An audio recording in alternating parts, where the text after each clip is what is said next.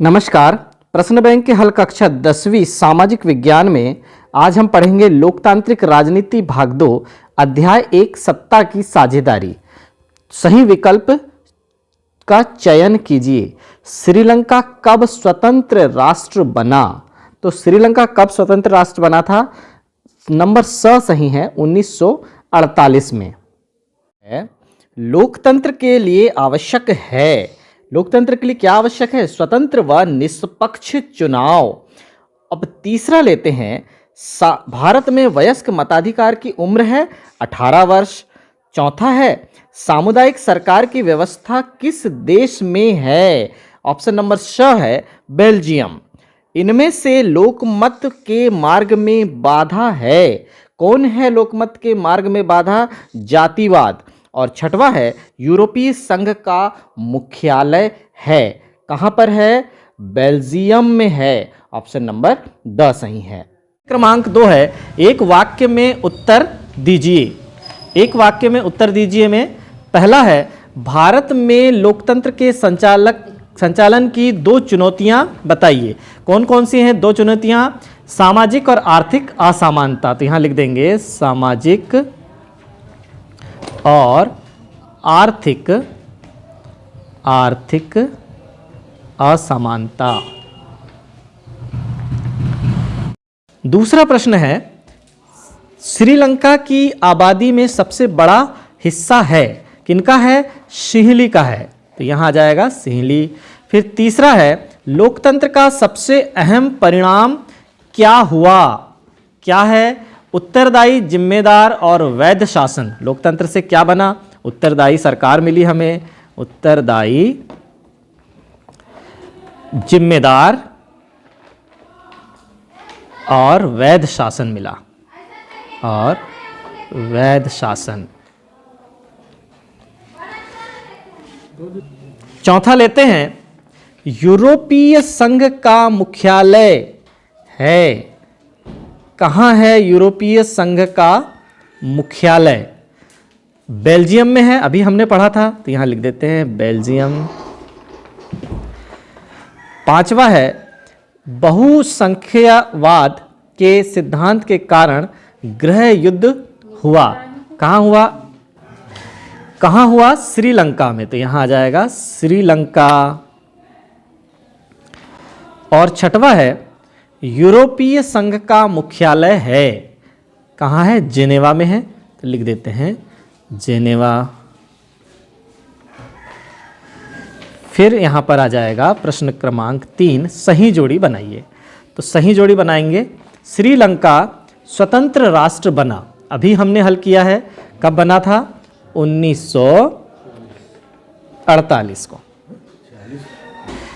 दूसरा है सामुदायिक सरकार। दूसरा है सामुदायिक सरकार। सामुदायिक सरकार का यहाँ पर संबंध कहाँ पर है? अभी हमने पढ़ा, बेल्जियम में है। फिर बहुसंख्यकवाद के सिद्धांत के कारण गृह युद्ध, तो ये हो जाएगा श्रीलंका में हुआ था। फिर बेल्जियम में बोले जाने वाली भाषाएं हैं, कौन कौन सी हैं? फ्रेंच और डच, तो यहाँ आ जाएगा ऑप्शन नंबर बी से मिला देंगे। और अंत में है, श्रीलंका गृह युद्ध का अंत हुआ 2009 में। अध्याय 2 संघवाद। पहला है, सही विकल्प का चयन कीजिए। बेल्जियम में सरकार है, कैसी है? ऑप्शन नंबर सही है, संघीय। फिर दूसरा है, कौन सा विषय केंद्र सूची में नहीं है? कौन सा नहीं है? कानून केंद्र सूची में नहीं है। तीसरा है, स्थानीय शासन वाली संस्थाएं जो शहरों में काम करती हैं, नगर निगम। ऑप्शन नंबर सही है। चौथा है, केंद्र और राज्यों के बीच विवादों का निपटारा करता है, कौन करता है? न्यायपालिका। ऑप्शन नंबर सही है। पांचवा है, कौन सा विषय राज्य सूची में नहीं है? ऑप्शन नंबर सही है, सुरक्षा राज्य सूची में नहीं है। फिर छठवा है, यूरोपीय संघ का मुख्यालय है, कहाँ है? तो बेल्जियम में है, ऑप्शन नंबर सही है। फिर रिक्त स्थानों की पूर्ति कीजिए। पहला है, भारत में खालिस्तान राज्य तथा खालिस्तान केंद्र शासित क्षेत्र हैं, तो अब भारत में कितने राज्य हैं? तो 28 राज्य तथा 9 केंद्र शासित प्रदेश हैं या केंद्र शासित क्षेत्र हैं। दूसरा है, भारत की वर्तमान पंचायती राज्य व्यवस्था खालिस्तान संवैधानिक संशोधन पर आधारित है। कौन सा संवैधानिक संशोधन पर आधारित है? 73वां संवैधानिक संशोधन पर आधारित है। फिर तीसरा है, ग्राम पंचायत के प्रमुख को खालिस्तान कहा जाता है। जैसे कि हम आसानी से जानते हैं कि ग्राम पंचायत के प्रमुख को सरपंच कहा जाता है। फिर चौथा लेते हैं, नगर का प्रमुख खालिस्तान कहलाता है। अब नगर का प्रमुख पूछा गया है तो वह कहलाता है महापौर, यहाँ लिख देते हैं महापौर। फिर लेते हैं, संविधान का रखवाला खालिस्तान कहलाता है। कौन है? उच्चतम न्यायालय, तो यहाँ जाएगा उच्चतम न्यायालय। फिर है छठवां नंबर, भारतीय संविधान में संघ सूची में खालिस्तान विषय हैं। कितने हैं? 97 विषय, 97 विषय हैं, तो यहाँ पर आ जाएगा 97। अब सही जोड़ी बनाइए। सही जोड़ी बनाइए में पहला है संघ सूची। संघ सूची, अब इसके लिए सही जोड़ी क्या है? संचार, तो इसे जोड़ देंगे संघ सूची। ये देखिए संघ सूची को जोड़ देंगे संचार से। फिर दूसरा लेते हैं राज्य सूची। राज्य सूची किससे संबंधित है? कृषि से संबंधित है, तो यहाँ पर आ जाएगा राज्य सूची को जोड़ देंगे कृषि से। फिर तीसरा है समवर्ती सूची। समवर्ती सूची संबंधित है शिक्षा से, तो ये जोड़ देंगे शिक्षा से। फिर चौथा है नगर निगम। नगर निगम किससे संबंधित है? नगर निगम से संबंधित है महापौर। और ग्राम पंचायत से संबंधित कौन है? ग्राम पंचायत में सदस्य होते हैं पंच, तो ये हो गया। तो चलिए अब समझते हैं अध्याय 3। अध्याय 3 है लोकतंत्र और विविधता। यहाँ पर सही विकल्प का चयन कीजिए। सही विकल्प में सबसे पहले आया भारत की प्रथम महिला लोकसभा अध्यक्ष थी। कौन है? मीरा कुमार, तो ऑप्शन नंबर आ यहाँ पर सही है। फिर लेते हैं दूसरा, भारतीय संविधान में प्रदत्त मौलिक अधिकार हैं, तो कितने हैं मौलिक अधिकार? 6 हैं, तो यहाँ पर ऑप्शन नंबर अ सही है। फिर तीसरा लेते हैं, अमेरिका में नागरिक अधिकार आंदोलन चलाया गया। कब चलाया गया? 1954 से 1968 तक। फिर देखते हैं टॉमी स्मिथ और जॉन कार्लोस हैं। कौन हैं ये? ये हैं अमेरिकी धावक हैं। फिर पांचवा देखिए, ओलंपिक खिलाड़ी टॉमी स्मिथ व जॉन कार्लोस ने जीता, क्या जीता? स्वर्ण एवं कांस्य। फिर सत्य एवं असत्य का चयन कीजिए। आता है भारत। भारत एक धर्मनिरपेक्ष देश है, तो भारत एक धर्मनिरपेक्ष देश है, यह सत्य है या असत्य है? तो यह कथन सत्य है। फिर लेते हैं ये सत्य या असत्य में से हमें एक चुनना है, तो यहाँ लिख दिया चुनकर। फिर देखिए लोकतंत्र में मौलिक अधिकार आवश्यक है, बिल्कुल आवश्यक है, तो यह कथन भी सत्य है। फिर देखिए लोकसभा की सदस्यता के लिए न्यूनतम आयु 25 वर्ष है, यह भी कथन बिल्कुल सत्य है। फिर चौथा देखते हैं, चौथा अश्वेत शक्ति आंदोलन 1986 में उभरा, यह असत्य है, यह कथन असत्य है। फिर लेते हैं अगला, टॉमी स्मिथ व जॉन कार्लोस अफ्रो अमेरिका हैं, अफ्रो अमेरिका हैं, तो यह कथन है सत्य। अगला है खालिस्तान की पूर्ति कीजिए। तो पहला लेते हैं, भारत दुनिया का सबसे बड़ा खालिस्तान देश है, लोकतांत्रिक देश है, तो यहाँ पर आ जाएगा लोकतांत्रिक देश है, लोकतांत्रिक देश है। फिर दूसरा है मेक्सिको ओलंपिक 1968 में हुआ था। कब हुआ था? 1968 में हुआ था, ईस्वी लिख सकते हैं यहाँ। फिर अगला है लोकसभा खालिस्तान प्रतिनिधित्व करती है। किस? लोकसभा जनता का प्रतिनिधित्व करती है ना, जनता प्रतिनिधित्व करती है। लोकसभा का सदस्य जनता द्वारा चुना जाता है। फिर देखते हैं चौथा, श्रीलंका में खालिस्तान पर भेदभाव है। कहाँ, किस चीज़ पर भेदभाव है? भाषाई और धार्मिक आधार पर। तो यहाँ लिख देंगे भाषाई और धार्मिक आधार पर, धार्मिक आधार पर भेदभाव है। फिर देखिए पांचवा है प्रत्यक्ष लोकतंत्र खालिस्तान में है। कहाँ पर है प्रत्यक्ष लोकतंत्र? स्विट्जरलैंड में है, स्विट्जरलैंड में है।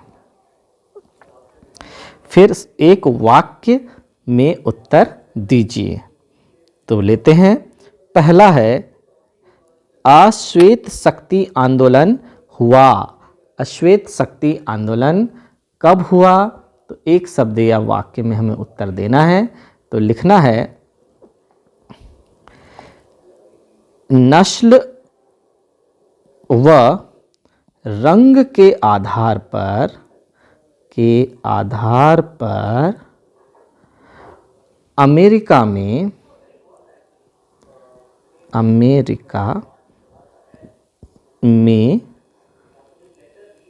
भेदभाव के कारण यह आंदोलन हुआ। फिर दूसरा है अफ्रो अमेरिकी कौन है?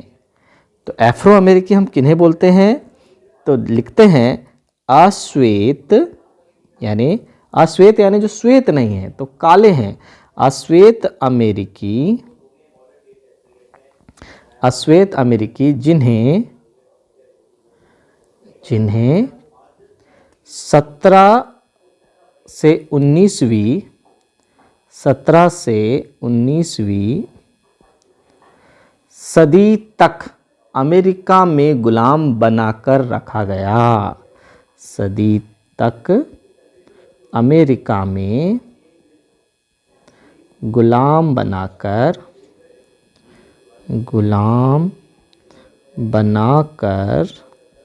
रखा गया। इन्हें हम क्या बोलते हैं?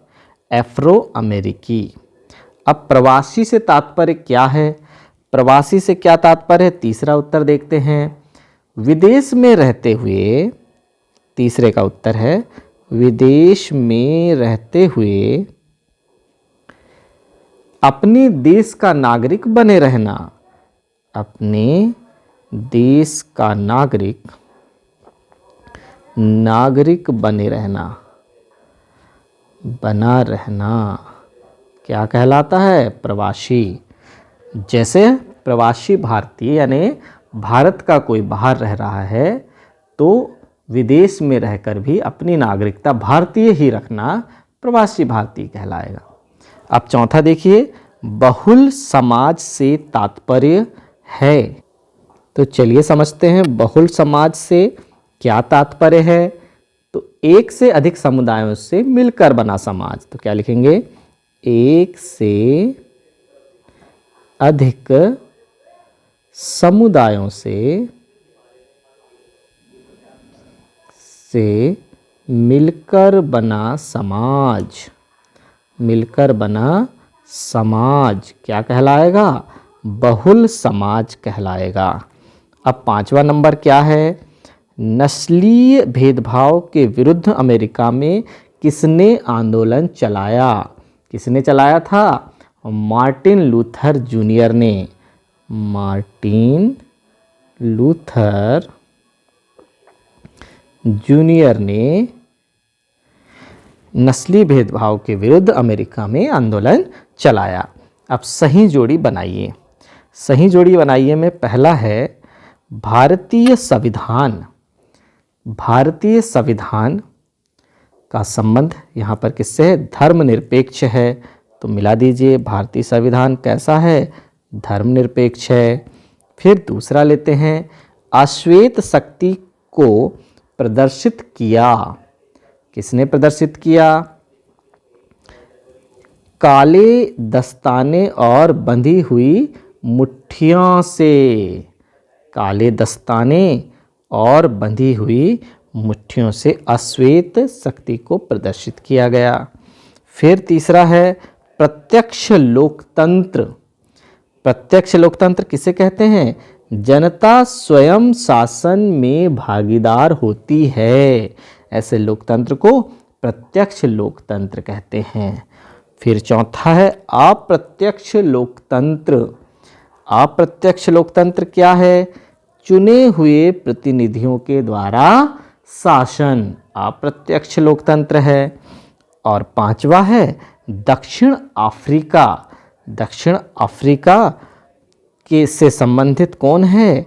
डॉक्टर नेल्सन मंडेला है। तो यहाँ पर आ जाएगा ऑप्शन नंबर सी। अध्याय 8 का अध्ययन करते हैं, लोकतंत्र की चुनौतियां। सही विकल्प का चयन कीजिए।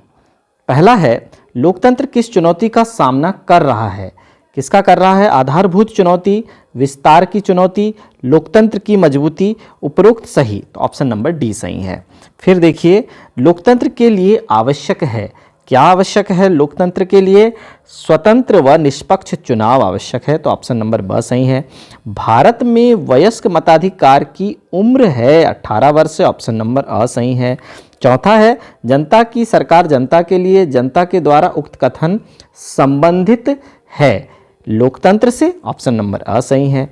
इनमें से लोकमत के मार्ग में बाधा है, कौन है बाधा? जातिवाद बाधा है। दुनिया का सबसे पुराना लोकतांत्रिक देश है, कौन है? अमेरिका है। ऑप्शन नंबर डी सही है। एक वाक्य में उत्तर दीजिए।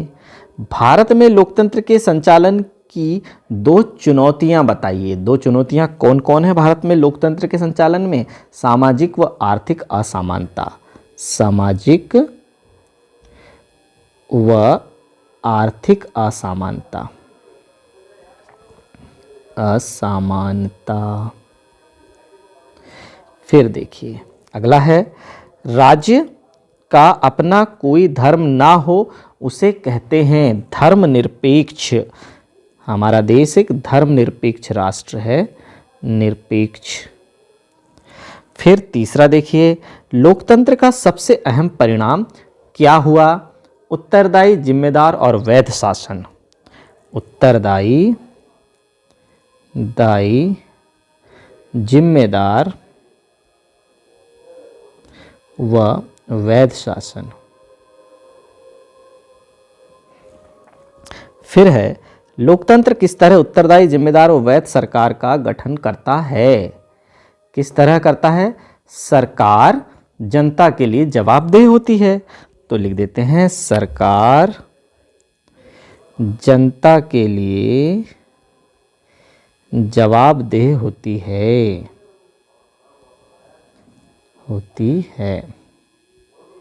फिर लेते हैं, व्यक्ति की गरिमा का अर्थ है। व्यक्ति की गरिमा का क्या अर्थ है? तो गरिमा का अर्थ हुआ कि व्यक्ति को उसका जायज हक मिलना चाहिए, सम्मान प्राप्त होना चाहिए, सम्मान प्राप्त करने का अधिकार है ये गरिमा। फिर देखिए, नागरिक स्वतंत्रता क्या है? नागरिक स्वतंत्रता क्या है? जिसमें व्यक्ति को अपने व्यक्तित्व के विकास के लिए सहूलियतें दी जाती हैं। तो यह हमने पढ़ा है कि व्यक्तित्व विकास हेतु सहूलियत यह है नागरिक स्वतंत्रता। फिर बहुमत का शासन है। बहुमत का शासन, बहुमत हम किसे कहेंगे, यह भी हमने ऊपर पढ़ा है। जिस दल का विधानसभा या लोकसभा में सर्वाधिक सदस्य संख्या होती है उसे हम बहुमत का शासन कहते हैं। लोकतंत्र की कोई दो विशेषताएं बताइए, क्या हैं? फिर लोकतंत्र की विशेषताओं में क्या शामिल है? निर्वाचित प्रतिनिधि या कानून का शासन। तो यहाँ पर आ जाएगा लोकतंत्र की दो विशेषताएं क्या हैं? जो जनता द्वारा चुने गए प्रतिनिधि होते हैं तो उनका शासन होता है, तो लिख देते हैं निर्वाचित प्रतिनिधि, निर्वाचित प्रतिनिधि। और एक खासियत क्या है कि यह कानून का शासन है, कानून का शासन। फिर लेते हैं अगला, किन्हीं दो देशों के नाम बताइए जहां लोकतंत्र मजबूत है। इंग्लैंड तथा संयुक्त राज्य अमेरिका। तो हम यहां लिख देते हैं इंग्लैंड और यूएसए, संयुक्त राज्य अमेरिका, अमेरिका। फिर लेते हैं, नागरिकों की गरिमा तथा स्वतंत्रता को बनाए रखने के लिए कौन सी शासन प्रणाली उत्तम है? कौन सी शासन प्रणाली उत्तम है? लोकतंत्र है, लोकतंत्र। फिर सही जोड़ी बनाना है। अब देखते हैं, लोगों को अक्षरों का ज्ञान ना होना, लोगों को अक्षरों का ज्ञान ना होना क्या कहलाएगा? निरक्षरता कहलाता है। फिर दूसरा है, लोकतंत्र की विभिन्न चुनौतियों के बारे में सुझाव क्या कहलाएगा? लोकतांत्रिक सुधार कहलाता है। फिर जो लोग लोकतांत्रिक सुधार करने की ताकत देते हैं क्या कहलाते हैं? ऐसा बढ़िया कानून है वो, तो इसका संबंध है बढ़िया कानून।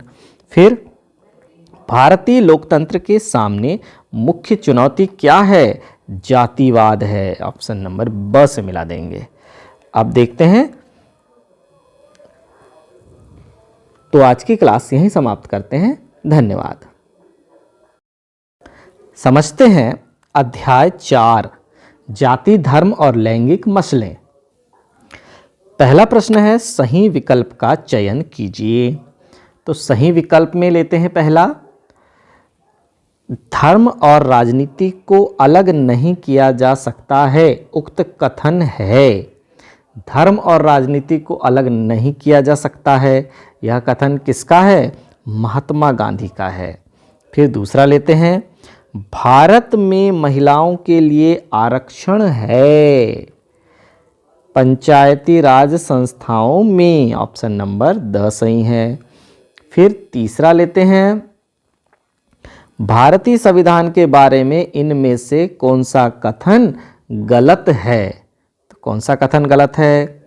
देखते हैं, धर्म के आधार पर भेदभाव की मनाही करता है। यह तो सही है। कोई भी किसी धर्म को मान सकता है, ये धार्मिक स्वतंत्रता, यह भी सही है।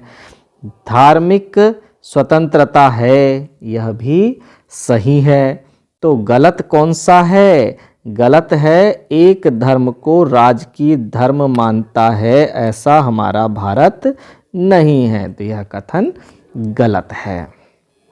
फिर अगला देखते हैं, कौन सा मामला पारिवारिक कानून से संबंधित है? कौन सा मामला है पारिवारिक कानून से संबंधित? देखते हैं, विवाह और तलाक है, दत्तक ग्रहण यह भी है, वंशानुक्रम यह भी है, यानी इसका उत्तर उपरोक्त सभी है। फिर लेते हैं पांचवा है, भारत में महिलाओं को कितने प्रतिशत स्थान सुरक्षित है? कितने प्रतिशत स्थान सुरक्षित है? 50% गलत, 40% गलत, 30% गलत। तो ये तीनों ऑप्शन गलत हैं, तो ऑप्शन नंबर डी यहाँ पर आ जाएगा कि सभी गलत है। दूसरा प्रश्न है, सत्य असत्य का चयन कीजिए। पहला है, घरेलू हिंसा कानून अपराध है। बिल्कुल अपराध है, तो यह कथन सत्य है। फिर दूसरा है, भारत का संविधान धर्मनिरपेक्ष है, बिल्कुल है, तो यह कथन भी सत्य है। फिर तीसरा है, भारतीय संविधान समानता पर आधारित है, समानता का अधिकार देता है, बिल्कुल सत्य है। फिर चौथा है, प्रथम महिला राष्ट्रपति इंदिरा गांधी थी, नहीं, यह तो प्रथम महिला प्रधानमंत्री थी, तो यह कथन तो असत्य है। फिर पांचवा है, ज्योतिबा फुले समाज सुधारक थे, यह कथन भी सत्य है। फिर तीसरा प्रश्न है, रिक्त स्थानों की पूर्ति कीजिए।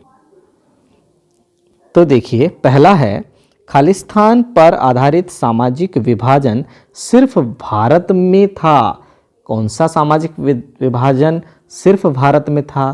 तो जाति आधारित, तो यहाँ आ जाएगा जाति। फिर दूसरा हो जाएगा, जब एक धर्म के विचारों को दूसरे से श्रेष्ठ माना जाता है उसे खालिस्तान कहते हैं। इसे तो सांप्रदायिकता कहते हैं, सांप्रदायिकता। फिर तीसरा है, राष्ट्रपिता के नाम से खालिस्तान जाना जाता है। किन्हें जाना जाता है? राष्ट्रपिता कौन है हमारे? महात्मा गांधी, तो यहाँ जाएगा महात्मा गांधी। फिर चौथा है, भारत के प्रथम विधि मंत्री खालिस्तान थे। कौन थे प्रथम विधि मंत्री? Doctor Bhimrao Ambedkar, doctor Bhimrao Ambedkar. फिर आ गया, भारत में वयस्क मताधिकार की आयु खालिस्तान है, कितनी है? 18 वर्ष है, तो यहाँ आ जाएगा 18 वर्ष। फिर अगला प्रश्न लेते हैं, एक वाक्य में उत्तर दीजिए। एक वाक्य में उत्तर देना है हमें। तो पहला है, अमेरिका में नागरिक अधिकार आंदोलन चलाया गया। कब चलाया गया? 1955 में। 1955 में चलाया गया अमेरिका में नागरिक अधिकार आंदोलन। फिर दूसरा है, काले दस्ताने और बंधी मुट्ठियाँ अमेरिका में प्रतीक हैं। किसका? अश्वेत शक्ति का, अश्वेत शक्ति का प्रतीक है। फिर तीसरा है, टॉमी स्मिथ और जॉन कार्लोस कौन हैं? अमेरिकी धावक हैं, हमने पढ़ा अभी, अमेरिकी धावक हैं ये। फिर चौथा है, लैंगिक असमानता क्या है? लैंगिक असमानता लैंगिक के आधार पर भेदभाव करना या लिंग के आधार पर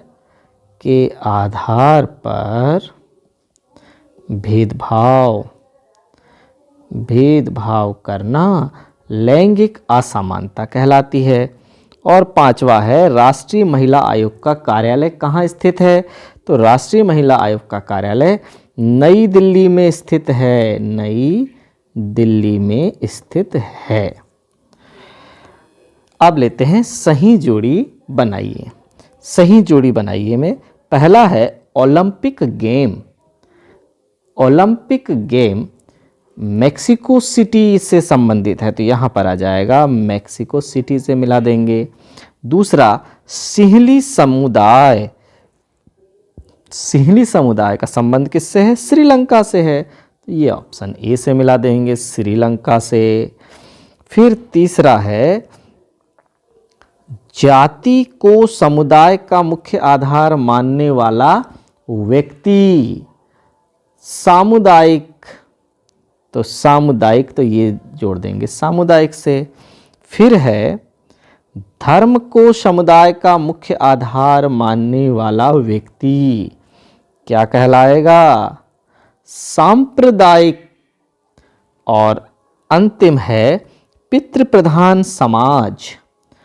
कैसा है पितृप्रधान समाज? भारतीय समाज। तो अब देखिए, अगला लेते हैं अध्याय 5, जन संघर्ष और आंदोलन। सही विकल्प का चयन कीजिए। फेडेकोर संगठन सक्रिय है। कहाँ पर सक्रिय है? बोल्विया में सक्रिय है। तो फेडेकोर आंदोलन बोल्विया देश से जुड़ा हुआ है। वर्ष 2000 में पानी का निजीकरण के विरोध में यह आंदोलन हुआ था। यह एक सामाजिक संस्था है। फेडेकोर क्या है? एक सामाजिक संस्था है। फेडेकोर एक फेडरेशन है जिसकी स्थापना 1997 में हुई थी। इसमें 3 बड़े सिंचाई संगठनों के संघ के सम्मिलित होने से यह संस्था फेडरेशन बन गया था। फिर चलिए अब दूसरा नंबर लेते हैं। दूसरा है जमीन नहीं तो वोट नहीं का ऐलान जनता द्वारा किया गया। तो जमीन नहीं तो वोट नहीं, यह ऐलान कहाँ? इंडोनेशिया में किया गया। ऑप्शन नंबर अ सही है। तीसरा है जल युद्ध चलाया गया। अभी बताया जल युद्ध चलाया गया बोल्विया में। फिर चौथा है तोड़ो और रोपो आंदोलन चलाया गया कर्नाटक में। फिर पांचवा है राजा वीरेंद्र संबंधित है नेपाल से। फिर सत्य असत्य का चयन कीजिए। पहला है लोकतंत्र में जनसंघर्ष के जरिए विकास होता है। जनसंघर्ष के जरिए विकास होता है, सत्य है। फिर दूसरा है काठमांडू नेपाल की राजधानी है। यह कथन भी सत्य है। फिर तीसरा देखते हैं ब्रह्म समाज एक सामाजिक आंदोलन था। सत्य है।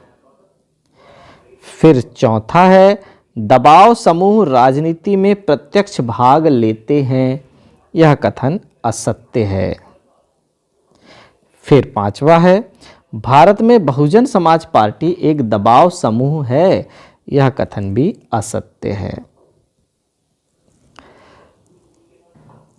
प्रश्न क्रमांक 3, खालिस्तान की पूर्ति कीजिए।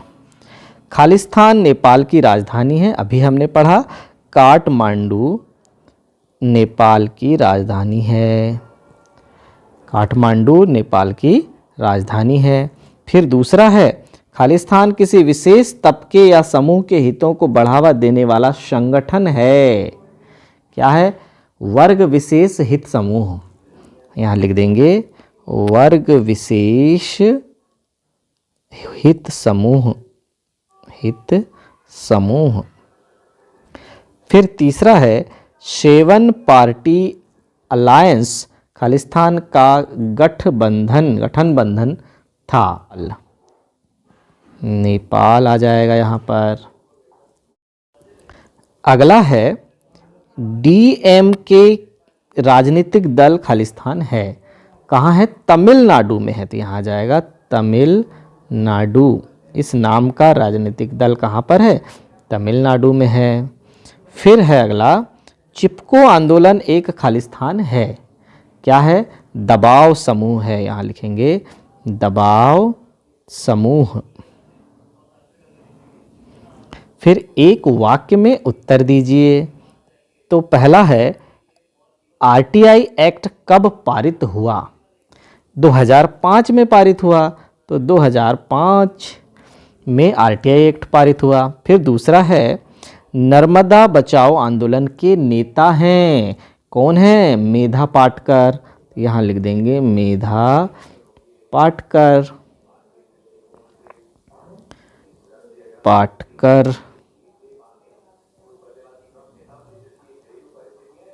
फिर तीसरा लेते हैं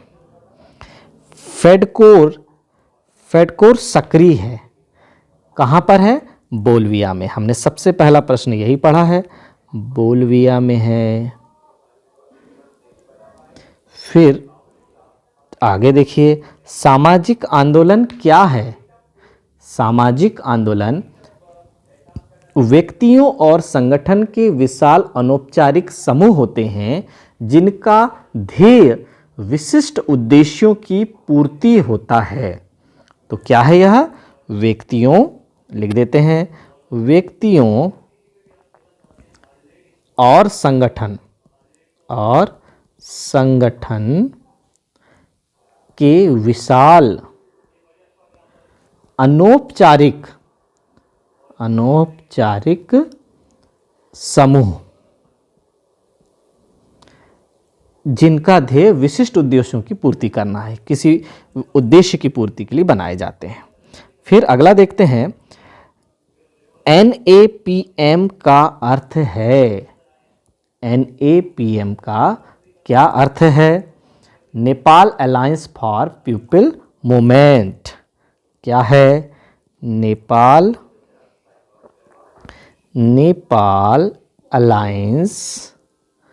अलायंस फॉर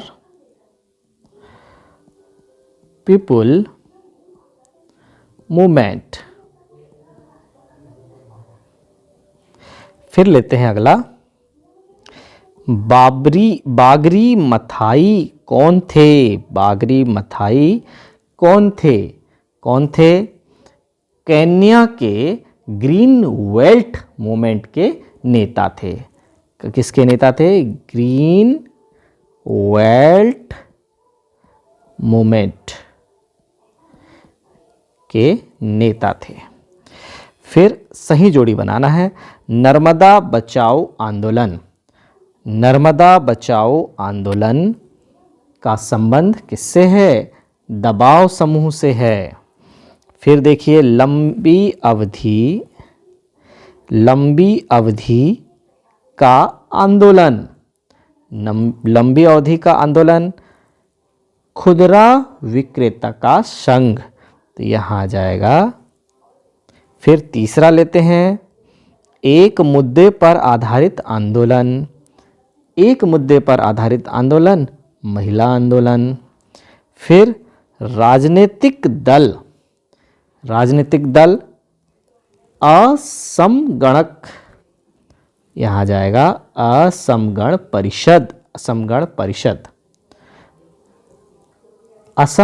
परिषद।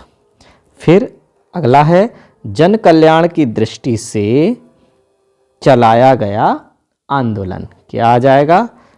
लोक कल्याणकारी, तो यहाँ इसका संबंध होगा लोक कल्याणकारी से।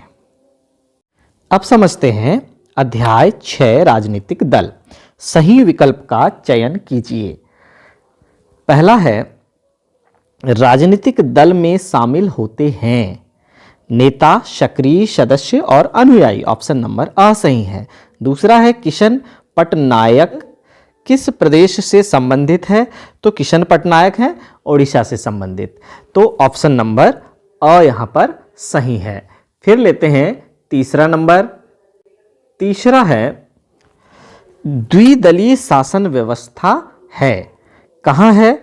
अमेरिका में है द्विदलीय शासन व्यवस्था। फिर चौथा, जनसंघ के संस्थापक थे श्यामा प्रसाद मुखर्जी। पांचवा है, भारत का सबसे पुराना राजनीतिक दल है भारतीय राष्ट्रीय कांग्रेस। फिर प्रश्न क्रमांक 2 है, सत्य असत्य का चयन कीजिए। राजनीतिक दल का उद्देश्य चुनाव लड़ना व सत्ता हासिल करना है। यह कथन सत्य है। फिर दूसरा है, भारत में दीवार लेखन पर चुनाव आयोग द्वारा रोक लगा दी गई। यह कथन भी सत्य है। फिर तीसरा है, नेता, सक्रिय सदस्य व समर्थक राजनीतिक दल के हिस्से हैं। यह कथन भी सत्य है। फिर चौथा, दबाव समूह का उद्देश्य चुनाव लड़ना है। यह कथन असत्य है। फिर पांचवा है, राजनीतिक दलों को मान्यता देने का कार्य चुनाव आयोग करता है। यह कथन भी सत्य है। अब रिक्त स्थानों की पूर्ति कीजिए। तो देखते हैं, भारत में खालिस्तान राजनीतिक व्यवस्था है, बहुदलीय राजनीतिक व्यवस्था है, तो यहां जाएगा बहुदलीय। फिर आएगा एक दलीय व्यवस्था खालिस्तान है। कहां पर है एक दलीय व्यवस्था? चीन में है। चीन में है एक दलीय व्यवस्था।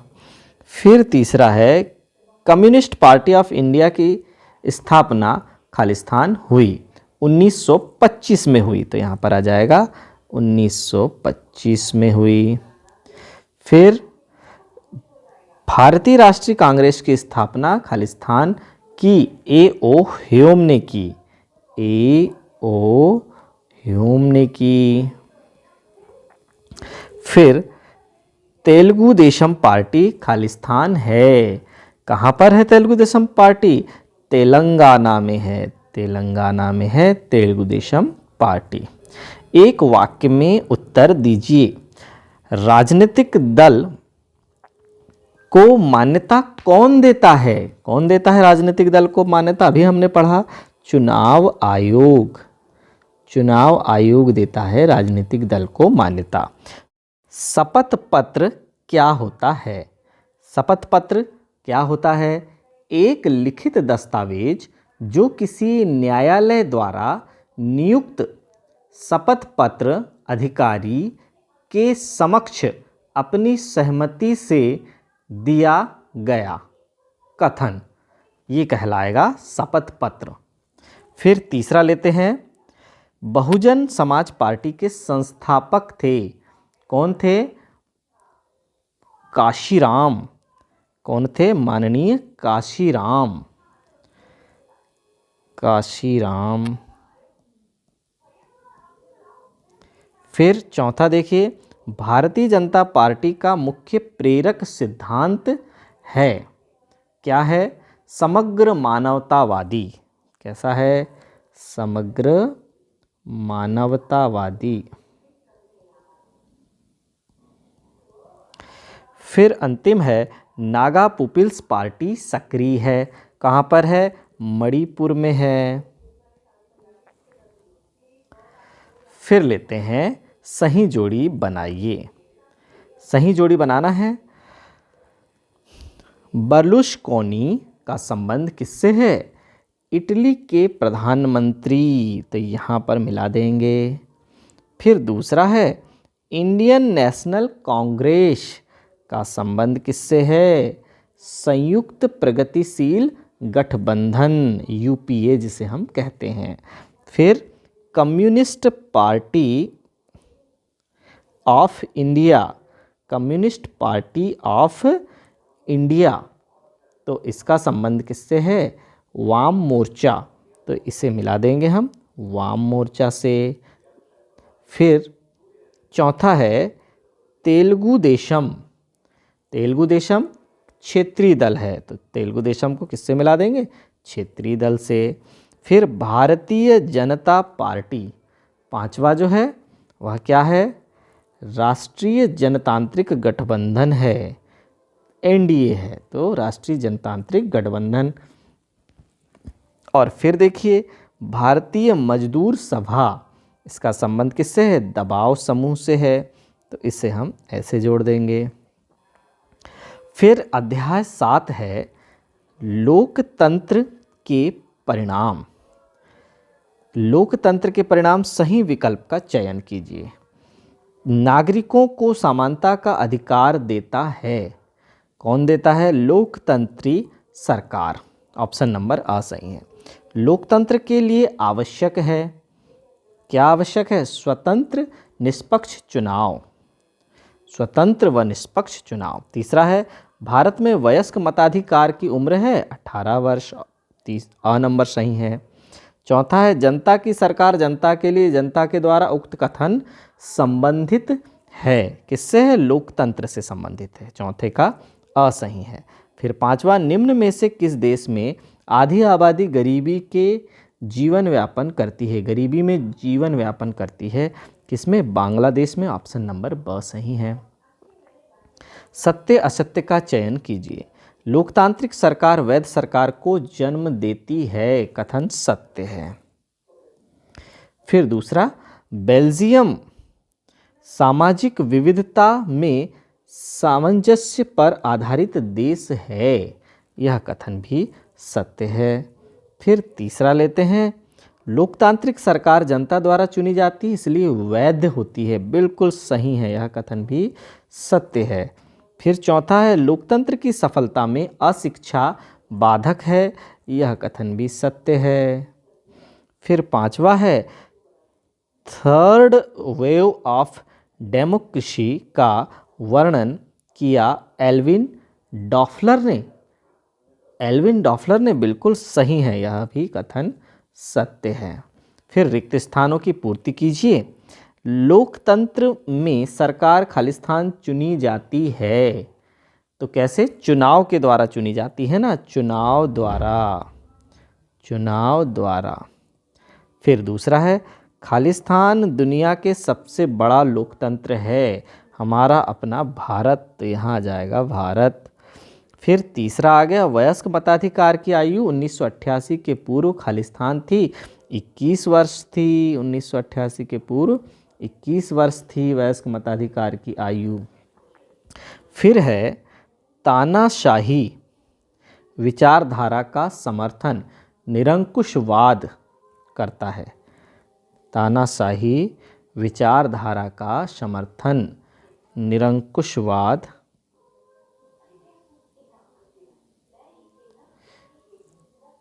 का करता है। फिर अगला है, दल बदल विधेयक भारत में खालिस्तान संविधान संशोधन द्वारा पारित किया गया, 52वां संविधान संशोधन द्वारा पारित किया गया। फिर एक शब्द या वाक्य में उत्तर देना है। तो देखिए, लोकतंत्र का सबसे अहम परिणाम क्या हुआ? क्या परिणाम हुआ? उत्तरदायी, जिम्मेदार और वैध शासन हुआ। क्या हुआ? उत्तरदायी, जिम्मेदार और वैध शासन, वैध शासन। फिर लेते हैं दूसरा, लोकतंत्र किस तरह उत्तरदायी, जिम्मेदार व वैध सरकार का गठन करता है? किस प्रकार? सरकार जनता के लिए जवाबदेह होती है, जनता उन्हें वोट देती है और सरकार जनता के लिए जवाबदेह होती है, जवाबदेह होती है।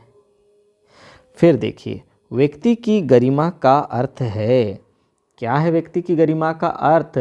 व्यक्ति को उसका जायज़ हक व सम्मान प्राप्त होने का अधिकार, सम्मान प्राप्त होने का अधिकार, प्राप्त होने का अधिकार।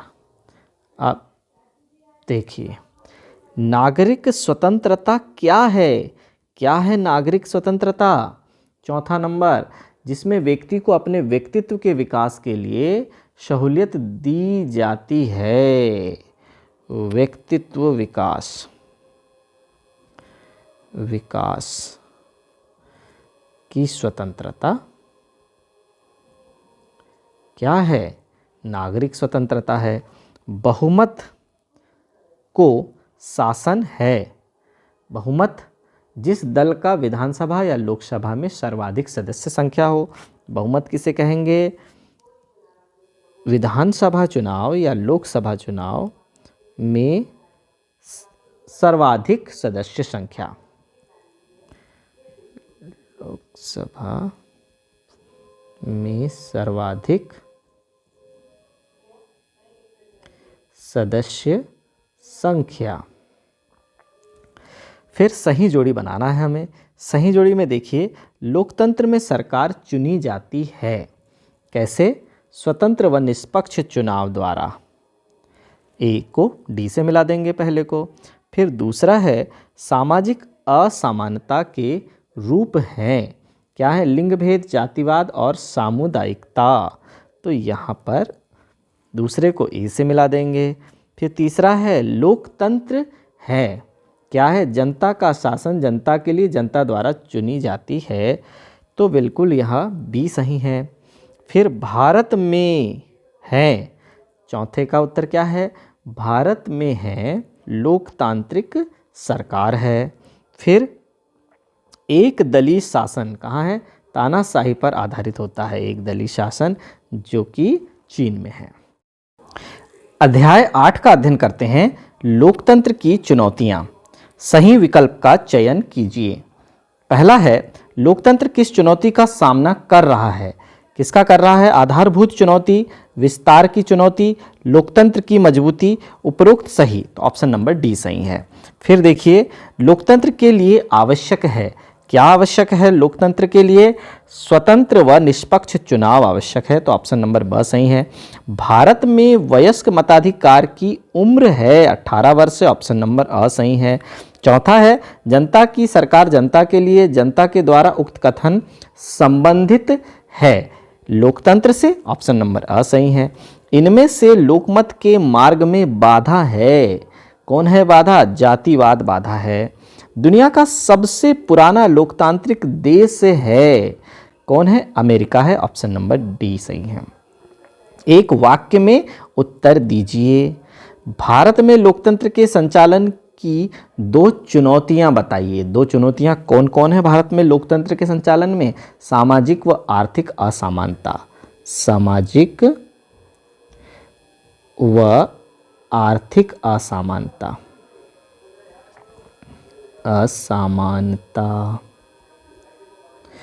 फिर देखिए अगला है राज्य का अपना कोई धर्म ना हो उसे कहते हैं धर्मनिरपेक्ष। हमारा देश एक धर्मनिरपेक्ष राष्ट्र है, निरपेक्ष। फिर तीसरा देखिए लोकतंत्र का सबसे अहम परिणाम क्या हुआ? उत्तरदायी, जिम्मेदार और वैध शासन। उत्तरदायी, जिम्मेदार व वैध शासन। फिर है लोकतंत्र किस तरह उत्तरदायी, जिम्मेदार और वैध सरकार का गठन करता है? किस तरह करता है? सरकार जनता के लिए जवाबदेह होती है, तो लिख देते हैं सरकार जनता के लिए जवाबदेह होती है, फिर लेते हैं व्यक्ति की गरिमा का अर्थ है। व्यक्ति की गरिमा का क्या अर्थ है? तो गरिमा का अर्थ हुआ कि व्यक्ति को उसका जायज हक मिलना चाहिए, सम्मान प्राप्त होना चाहिए, सम्मान प्राप्त करने का अधिकार है ये गरिमा। फिर देखिए नागरिक स्वतंत्रता क्या है? नागरिक स्वतंत्रता क्या है? जिसमें व्यक्ति को अपने व्यक्तित्व के विकास के लिए सहूलियतें दी जाती हैं। तो यह हमने पढ़ा है कि व्यक्तित्व विकास हेतु सहूलियत यह है नागरिक स्वतंत्रता। फिर बहुमत का शासन है। बहुमत का शासन, बहुमत हम किसे कहेंगे यह भी हमने ऊपर पढ़ा है। जिस दल का विधानसभा या लोकसभा में सर्वाधिक सदस्य संख्या होती है उसे हम बहुमत का शासन कहते हैं। लोकतंत्र की कोई दो विशेषताएं बताइए, क्या हैं? फिर लोकतंत्र की विशेषताओं में क्या शामिल है? निर्वाचित प्रतिनिधि या कानून का शासन। तो यहाँ पर आ जाएगा लोकतंत्र की दो विशेषताएं क्या हैं? जो जनता द्वारा चुने गए प्रतिनिधि होते हैं तो उनका शासन होता है, तो लिख देते हैं निर्वाचित प्रतिनिधि। और एक खासियत क्या है कि यह कानून का शासन है, कानून का शासन। फिर लेते हैं अगला, किन्हीं दो देशों के नाम बताइए जहां लोकतंत्र मजबूत है। इंग्लैंड तथा संयुक्त राज्य अमेरिका। तो हम यहां लिख देते हैं इंग्लैंड और यूएसए, संयुक्त राज्य अमेरिका।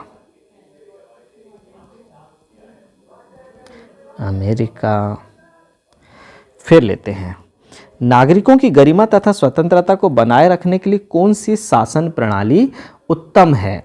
कौन सी शासन प्रणाली उत्तम है? लोकतंत्र है, लोकतंत्र। फिर सही जोड़ी बनाना है। अब देखते हैं लोगों को अक्षरों का ज्ञान ना होना। लोगों को अक्षरों का ज्ञान ना होना क्या कहलाएगा? निरक्षरता कहलाता है। फिर दूसरा है लोकतंत्र की विभिन्न चुनौतियों के बारे में सुझाव क्या कहलाएगा? लोकतांत्रिक सुधार कहलाता है। फिर जो लोग लोकतांत्रिक सुधार करने की ताकत देते हैं क्या कहलाते हैं? ऐसा बढ़िया कानून है वो, तो इसका संबंध है बढ़िया कानून। फिर भारतीय लोकतंत्र के सामने मुख्य चुनौती क्या है? जातिवाद है। ऑप्शन नंबर ब से मिला देंगे।